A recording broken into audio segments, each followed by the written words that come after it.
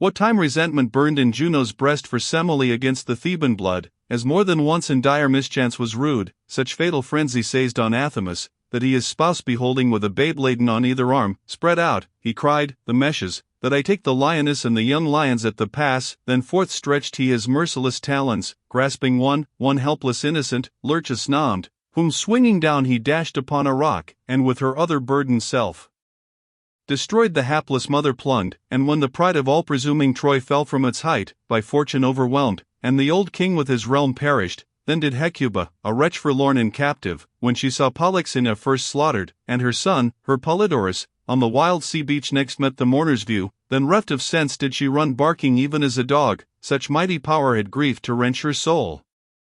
Bet ne'er the furies or of Thebes or Troy with such fell cruelty were seen, their goads infixing in the limbs of man or beast, as now too pale and naked ghost I saw that gnarling wildly scampered, like the swine excluded from his sty. One reached Capocchio, and in the neck joint sticking deep his fangs, dragged him, that o'er the solid pavement rubbed his belly stretched out prone.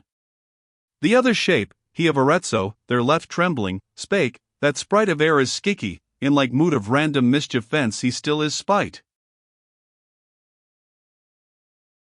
To whom I answering, oh, as thou dost hope, the other may not flesh its jaws on thee, be patient to inform us, who it is, ere it speed hence. That is the ancient soul of wretched Mira, he replied, who burned with most unholy flame for her own sire. And a false shape assuming, so performed the deed of sin e'en as the other there, that onward passes, dared to counterfeit Donati's features, to feigned testament the seal affixing, that himself might gain, for his own share, the lady of the herd. When vanished the two furious shades, on whom mine eye was held, I turned it back to view the other cursed spirits. One I saw in fashion like a lute, had but the groin been severed, where it meets the forked part.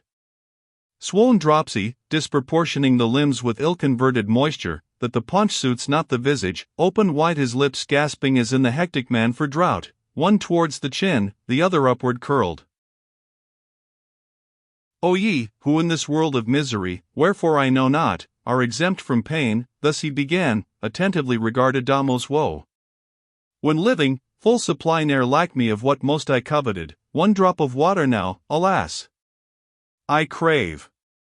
The rills, that glitter down the grassy slopes of Casentino, making fresh and soft the banks whereby they glide to Arno's stream, stand ever in my view, and not in vain, for more the pictured semblance dries me up, much more than the disease, which makes the flesh desert these shriveled cheeks. So from the place, where I transgressed, stern justice urging me, takes means to quicken more my laboring sighs. There is Ramana, where I falsified the metal with the Baptist's form impressed, for which on earth I left my body burnt. But if I here might see the sorrowing soul of Guido, Alessandro, or their brother, for Branda's limpid spring I would not change the welcome sight. One is e'en now within, if truly the mad spirits tell, that rounder wandering. But wherein best eads me that? My limbs are fettered. Were I but so light, that I each 100 years might move 1 inch, I had set forth already on this path, seeking him out amidst the shapeless crew, although 11 miles at wind, not more than half of one across. They brought me down among this tribe, induct by them I stamped the florins with 3 carats of alloy. Who are that abject pair, I next inquired, that closely bounding thee upon thy right lie smoking, like a band in winter steeped in the chill stream? When to this gulf I dropped, he answered, here I found them, since that hour they have not turned, nor ever shall, I ween, till time hath run his course. One is that dame the false accuser of the Hebrew youth, Sinon the other, that false Greek from Troy. Sharp fever drains the reeky moistness out, in such a cloud upsteamed. When that he heard, one, galled perchance to be so darkly nammed, with clenched hand smote him on the braced paunch, that like a drum resounded, but forthwith Adamo smote him on the face, the blow returning with his arm, that seemed as hard. Though my o'er-weighty limbs have ta'en from me the power to move, said he, I have an arm at liberty for such employ. To whom was answered, when thou wentest to the fire, thou hadst it not so ready at command, then readier when it coined impostor gold. And thus the dropseed, now speak'st thou true. But there thou gav'st not such true testimony, when thou wast questioned of the truth, at Troy. If I spake false, thou falsely stampedst the coin, said Sinon. I am here but for one fault, and thou for more than any imp beside.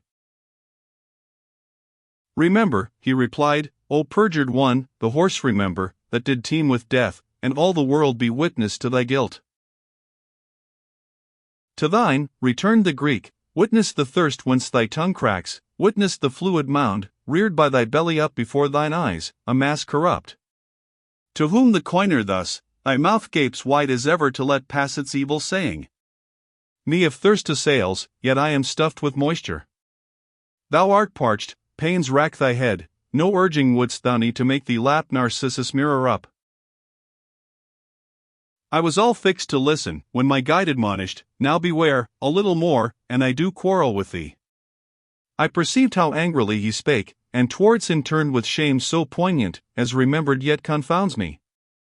As a man that dreams of harm befallen him, dreaming wishes it a dream, and that which is, desires as if it were not, such then was I, who wanting power to speak wished to excuse myself, and all the while excused me, though unweeting that I did.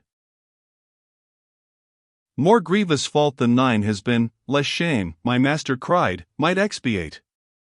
Therefore cast all sorrow from thy soul, and if again chance bring thee, where like conference is held, think I am ever at thy side.